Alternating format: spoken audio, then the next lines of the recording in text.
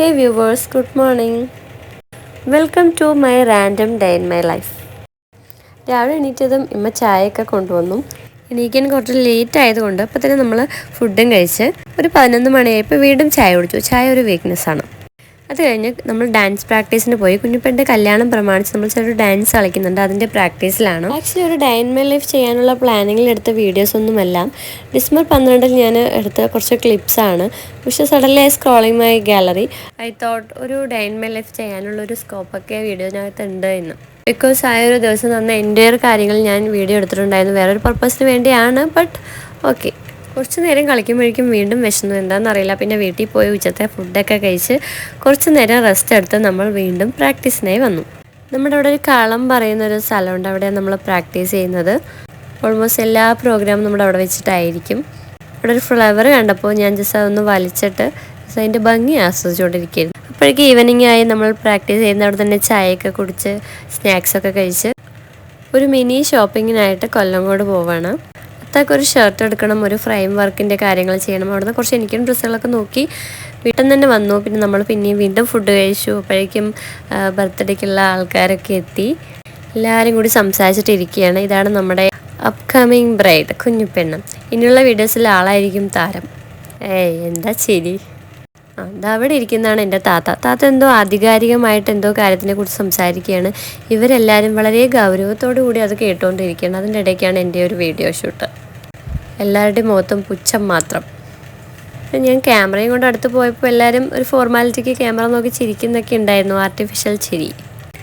സംസാരിച്ചിരുന്ന് ഇവർക്ക് ആർക്കും എന്തിനാ വന്നെന്നുള്ളത് കൂടി മറന്നിട്ടിരിക്കുന്ന ഒരു അവസ്ഥയായിരുന്നു. അയൽക്കൂട്ടം മീറ്റിംഗ് ബി ലൈക്ക്. ഇവരാരും എണീക്കുന്നില്ലെന്ന് കണ്ടപ്പോൾ ഞാൻ ഫ്രിഡ്ജിലുള്ള കേക്ക് എടുത്ത് ടേബിൾ മേൽ വെച്ച് സെറ്റ് ചെയ്തു. കുറച്ച് പേരൊക്കെ വരാനുണ്ടായിരുന്നു, അളിയനും ഒരു അനിയനൊക്കെ. എല്ലാം സെറ്റ് ചെയ്യുമ്പോഴേക്കും അവർ വരുമെന്ന് വിചാരിച്ചു. പിന്നെ ബാക്ക്ഗ്രൗണ്ട് നമ്മൾ ഡെക്കറേഷൻ ചെയ്യാനായിട്ട് കുറച്ച് ബലൂൺസ് മേടിച്ചിട്ടുണ്ടായിരുന്നു. പക്ഷേ അത് ഒരു വഴിക്ക് മൂതാൻ കിട്ടുന്നുണ്ടായിരുന്നില്ല. അപ്പോൾ അത് ചെറിയൊരു വിഷമമുള്ള കാര്യമായിരുന്നു. പിന്നീട് അത് മറന്നു. ഇപ്പോൾ ഈ വീഡിയോ കാണുന്ന സമയത്ത് പിന്നെ വിഷമമാകുന്നു. ഓക്കെ, നെക്സ്റ്റ് ഇയർ നമുക്ക് പൊളിക്കാം. എല്ലാവരും എത്തി. അളിയനും ഒരു അനിയനും മാത്രം എത്തിയിട്ടുണ്ടായിരുന്നില്ല. അവർക്ക് വേണ്ടി വെയിറ്റിംഗ് ആണ്. സത്യം പറഞ്ഞാൽ കുട്ടികൾക്കൊക്കെ ക്ഷമ നശിച്ചും. എനിക്ക് പണ്ടൊക്കെ കേക്ക് എന്ന് പറഞ്ഞൊരു ക്രേസായിരുന്നു. ഇപ്പോൾ അതിനോട് വലിയ താല്പര്യം ഇല്ലാത്തതുകൊണ്ട് എനിക്കങ്ങനെ അയ്യോ വെയിറ്റ് ചെയ്തിട്ട് ഇത്ര നേരം കിട്ടിയില്ല എന്നുള്ള സങ്കടം ഉണ്ടായിരുന്നില്ല.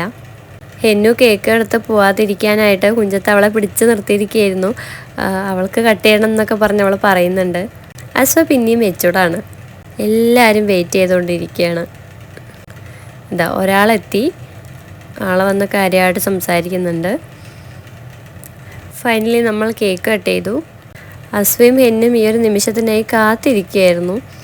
ഈ ഒരു മൊമെൻ്റ് എനിക്ക് പെട്ടെന്ന് വരുന്ന പോലെ തോന്നും. അതായത് ഈ ഒരു ഡിസംബർ 12 കഴിയുമ്പോഴേക്കും കുറച്ച് ദിവസങ്ങൾക്കകം അടുത്ത ഡിസംബർ 12 വരുന്ന പോലെ തോന്നും. പക്ഷേ ഈ ഒരു മൊമെൻറ്റ് കഴിയുമ്പോൾ അടുത്ത ഈ ഒരു മൊമെൻറ്റിന് വേണ്ടിയിട്ട് വെയിറ്റിംഗ് ആയിരിക്കും. കുഞ്ഞുനാളിലൊക്കെ രാത്രി 12 മണിക്കായിരിക്കും കട്ട് ചെയ്യുക. പക്ഷെ അന്നേരം ആരും ഉണ്ടാവില്ല, വീട്ടിലുള്ള ആൾക്കാർ മാത്രമായിരിക്കും. പക്ഷെ അതിലൊരു ഹാപ്പിനെസ് ഇല്ല എന്ന് പറഞ്ഞ് കുറച്ച് പേര് ചുറ്റും കൈയടിക്കാനും ചേർസ് ചെയ്യാനൊക്കെ ഉണ്ടാകുമ്പോഴൊരു രസം. അങ്ങനെയാണ് നമ്മൾ ഈ ഒരു പരിപാടി ഈവനിങ് ആക്കിയത്. ഇപ്പോൾ മേ ബി നമുക്ക് ഈ വീഡിയോസ് കാണുമ്പോൾ പെട്ടെന്നൊന്നും തോന്നുമായിരിക്കില്ല. പക്ഷെ കുറച്ച് വർഷങ്ങൾക്ക് ശേഷം ഇതൊക്കെ കാണുന്ന ടൈമിൽ എല്ലാവർക്കും വന്ന ചേഞ്ചസും കാര്യങ്ങളൊക്കെ നോക്കുമ്പോൾ നല്ല രസമായിരിക്കും. നമ്മളതിൽ റിയലൈസ് ചെയ്യുമ്പോൾ നമ്മൾ അന്ന് ഇങ്ങനെയായിരുന്നു, അന്ന് നമ്മുടെ വീട്ടിൻ്റെ സംഭവങ്ങളൊക്കെ ഇങ്ങനെയായിരുന്നു, അന്ന് നമ്മളുടെ സംസാര രീതികൾ ഇങ്ങനെയായിരുന്നു, അന്ന് അസുഖം ഇങ്ങനെയായിരുന്നു, ഹെന്നു ഇങ്ങനെയായിരുന്നു എന്നൊക്കെ നമുക്കൊരു റിയലൈസേഷനിലോട്ട് വരാൻ പറ്റും. ഈ വീഡിയോ ക്യാപ്ചർ ചെയ്യുക എന്നുള്ളതിൻ്റെ ഒരു മെയിൻ ബെനിഫിറ്റ് അതാണ്. സത്യത്തിൽ നമ്മളിന്ന് ഗ്രേറ്റ്ഫുള്ളാണ്. പണ്ടൊന്നും ഇങ്ങനത്തെ കുറച്ച് മെമ്മറീസൊന്നും ഉണ്ടായിരുന്നില്ല. പിന്നെ അങ്ങനെ ഉണ്ടെങ്കിൽ തന്നെ അങ്ങനെ അത് ക്യാപ്ചർ ചെയ്യാനുള്ളൊരു ഫെസിലിറ്റീസ് നമുക്കുണ്ടായിരുന്നില്ല. But still we are grateful. പലരും അത് റിയലൈസ് ചെയ്യുന്നില്ല. But I realise that.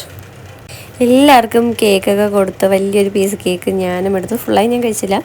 അത് കഴിഞ്ഞ് അസ്വയും ഹെന്നും അസൂട്ടയൊക്കെ കൂടിയിട്ട് അത്താക്ക് മേടിച്ച ഡ്രസ്സുകളൊക്കെ കൊടുത്തു. അപ്പം കേക്ക് കട്ട് ചെയ്ത് കേക്ക് കഴിച്ചപ്പോൾ ഇത് കൊടുക്കാൻ മറന്നുപോയി. പിന്നെ കുറച്ച് നേരം കഴിഞ്ഞിട്ടാണ് നമ്മളിത് കൊണ്ട് കൊടുത്തത്. റിസീവ് ചെയ്യുന്ന അത്താനേക്കാളും ഇത് മേടിച്ച ഞങ്ങളെക്കാളും കൂടുതൽ എക്സൈറ്റ്മെൻറ്റും ഹാപ്പിയും ഇത് അവരുടെ മുഖത്തായിരുന്നു. അത് കാണുമ്പോഴാണ് ശരിക്കും നമ്മളും കൂടിയിട്ട് ഹാപ്പി ആവുന്നത്. ഒരാൾ ഗിഫ്റ്റ് കൊടുത്തിട്ട് അത് തിരിച്ച് കൊണ്ടുപോവുകയാണ്. നല്ല ഹാപ്പി ആയിട്ടുള്ളൊരു ദിവസമായിരുന്നു. താങ്ക്സ് ടു ഗോഡ് ഇങ്ങനൊരു ഫാമിലി എനിക്ക് തന്നതിന്.